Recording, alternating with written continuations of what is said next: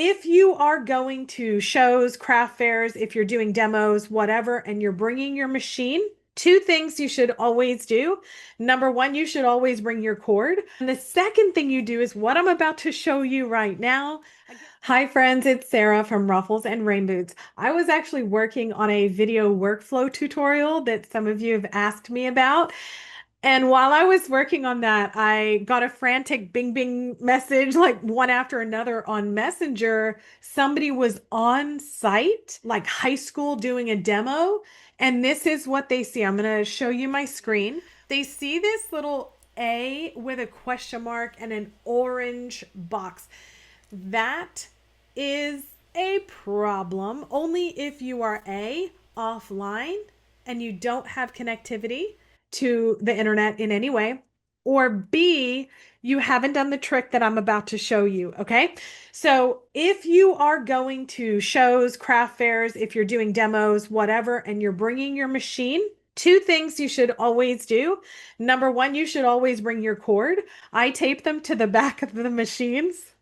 Probably shouldn't, but I do. And then the second thing you do is what I'm about to show you right now. Again, this is a file that I'm actually working on for something else, so it may not make a whole lot of sense. Do this.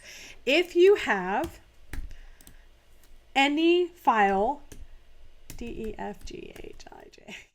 Yeah, what I've done is typed out a lowercase version of the alphabet, and then I'm going to copy and paste it. I'm going to come up here to the live text, and I'm going to hit this uppercase. This is an xTool font. When I go offline, this will show up every single time. And that is because that is a live text font and it is not on my computer. It is not one of my system fonts. So in order to get around this, so you type out all of the lowercase and then you type out all of the uppercase, okay? And then you're just going to right click and hit split text. So what that's going to do is instead of one long line inside of our layers and objects panels, now you're getting individual letters. We're going to do the same thing here. And we're going to split that text. Now, what will happen is when you get that orange question mark error, you can still copy each of these and just bring them down. Okay? So what you would want to do is that. Now, the good part is that if you build it this way, you can still place it. Like you can still bring down your guidelines. So if you need to place it onto a, like if I'm using the F2 or something and I need to place it on a line in an area, you can still bring down your guidelines. The guidelines work from both the vertical and the horizontal, so you're fine there. And you can bring these, you can still weld them together, but you have to use the combine unite. Are they overlapping? There you go. So you see that I'm highlighting both of them. They're overlapping and I can come up to the combine menu and select unite. So if you need to cut something of a font that you don't have on your computer, but is showing that orange and question mark, if you do this for any font that you have in that file, you will not be stuck. So I know someone is going to ask me, well, what about if you are offline and you have script font? Well, okay, let's just go offline. I created this one right here with this script, but you can see up here I'm offline. I did the exact same thing. I put in the alphabet upper and lowercase. I split the text, and this is all still live font, right?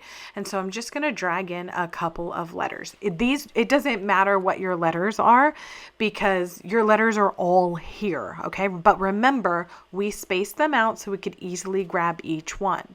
Now, all I'm going to do is I am going to zoom in so you can see. We want to line it up, but it doesn't have to be perfect because we can always use the edit vector.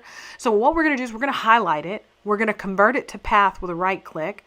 And you can come up here and do this now or convert it to engrave. It doesn't matter. But once you hit unite, whether it's engrave or cut, look, I mean, you'd clean that up. And you can still build like everything else if you do this trick. Isn't this easy? Okay.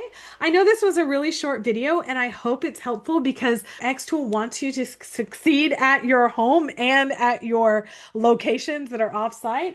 So just be sure to do this for all of your production files and you will never be afraid or angry and upset like the individual who just messaged me a lot of times in 1 minute. Okay, so I hope that was helpful. If you like tips like this using your xTool device, let me know down below which laser you have and the wattage so that I can make tutorials for you that better suit you. I appreciate you being here. Please like the video and subscribe to the channel.